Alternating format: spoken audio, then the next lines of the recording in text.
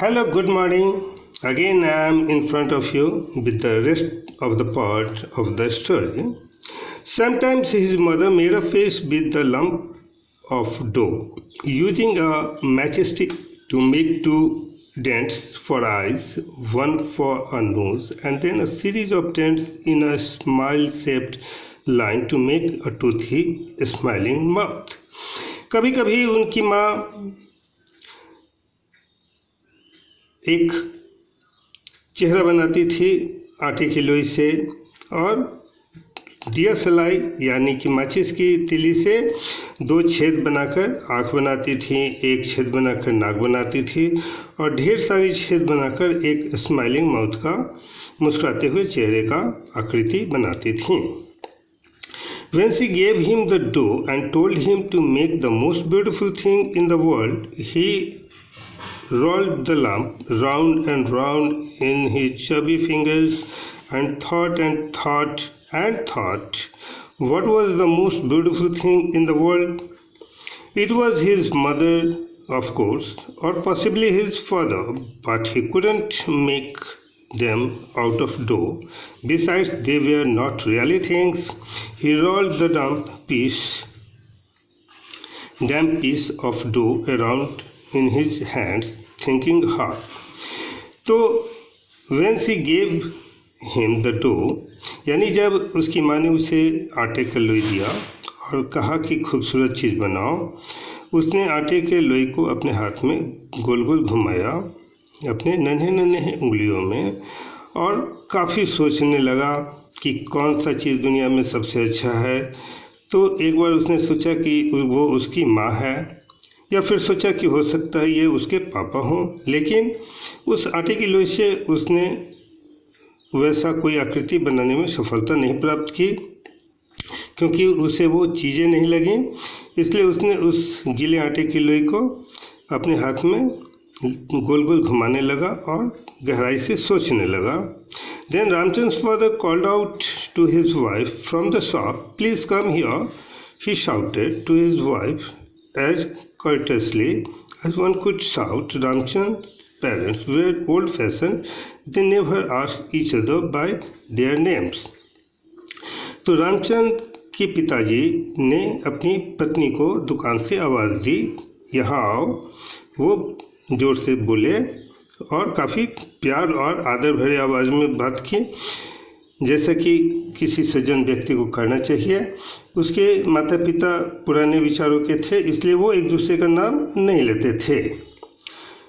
तो रामचंद की माँ ने स्टोव बंद किया. She turn the stove of, put it and the match box safely away on an upper shelf and threw a sharp, anxious glance at him.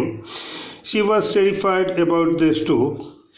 She had heard so many stories of children having accidents with them, but ever since she had told him about Shuhu, he seemed to be keeping his distance from the stove. She hadn't even planned it. It had just come out when she had finished making a perfect little mouse and had realized it would be difficult to give it whiskers. She smiled, untucked the pallus of her sari from the waistband of her petticoat, spread out the pallu, adjusted it around her shoulders, and looked at her son. He was still absorbed in the piece of dough, feeling he was safe. She went out to the shop. Apparently her husband needed her help to look for a new tin of black pepper that he had misplaced. They found it after about 10 minutes and Ramchand's mother went back in to continue with her cooking. तो रामचंद की माँ को जब उसके पापा ने बुलाया तो उन्होंने स्टोव को बंद कर दिया. माचिस के डिब्बी को उन्होंने ऊपर के ताखे पर सावधानी से सुरक्षित ढंग से रख दिया और रामचंद्र पर एक गहरी नज़र डाली.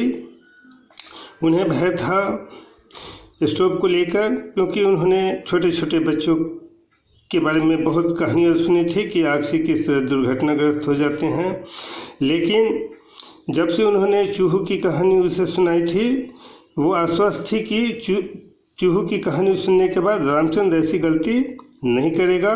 तो उन्होंने अपने कमर में खोसी हुई साड़ी के पल्लू को निकाला, उसे सलीके से कंधे पर रखकर सर को ढका और अपने हस्बैंड के पास दुकान में पहुंची, जहां वो प्रत्यक्ष रूप से एक ब्लैक पेपर यानी मरीच की नए टीन को खोज रहे थे, जिसे उन्होंने बेध्यानी में कहीं रख दिया था। और उस टीन को खोजने में उन दोनों को लगभग 10 मिनट लग गए और 10 मिनट के बाद रामचंद्र की माँ फिर से वापस अपने उस कमरे में लौट के आई जहाँ वो फिर खाना पकाती।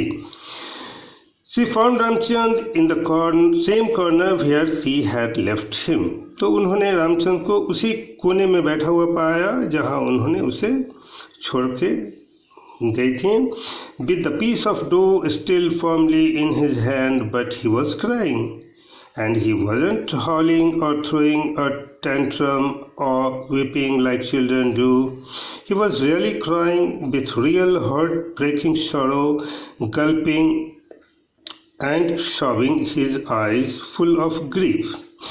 तो रामचंद्र अपने उसी कोने में बैठा हुआ था कमरे के और उसके हाथ में दृष्टा से आटे के लोई को पकड़े हुआ था, लेकिन वो रो रहा था। और वो ऐसा नहीं है कि बहुत चीख चिल्ला रहा हो, हाथ पैर पटक रहा, वो काफ़ी दुख में था और उसके आंखों में चिंता और निराशा झलक रही थी। पेन टोर थ्रू हर हार्ट। तो उसकी स्थिति को देखकर उसकी माँ का हृदय फट गया। She rush to him and scooped him up in her arms. तो वो उसके पास गई और उसे अपनी गोद में उठा लिया। Hugging him, examining him to see if he had physically hurt himself. तो गोद में उठाकर उन्होंने उसको देखा कि कहीं उसने कोई चोट तो नहीं लगा लिया, बट ही हैडंट, लेकिन कि उसे कहीं कोई चोट नहीं लगी थी। And she sensed it anyway. His eyes told her that she murmured to him. She crooned to him gently, and when he calmed down slightly, the sorrow and incomprehension still in his eyes, she asked him very, very seriously, the way one asks an adult, "Tell me, why are you crying?" तो उन्होंने बहुत प्यार से उसे गोद में उठा लिया, उसे सहलाया और उससे पूछा कि बताओ कि तुम्हारे साथ क्या हुआ है, तुम क्यों रो रहे हो। He didn't answer at first. तो शुरू में उसने कुछ नहीं कहा। He just look down at the piece of dough in his hand. उसने सिर्फ नीचे अपने हाथ में आटे के टुकड़े को देखा और the look on his face more confuse than miserable. तो उसके चेहरे का भाव जो है वो काफ़ी उलझन भरे थे बजाय चिंता के। He looked at the beloved familiar face of his mother. Her clear gaze met his with honesty. He trusted her. He could tell her, "Mama, you said, you told me to make the most." He gulped. She waited.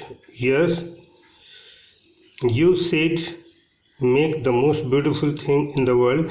तो वो माँ को देखकर, अपनत्व भरे भाव को देखकर माँ के चेहरे पे, माँ की आंखों में उसने सुबकते हुए कहा कि माँ, तुमने मुझसे इस लोई से दुनिया की सबसे खूबसूरत चीज़ बनाने के लिए कहा था।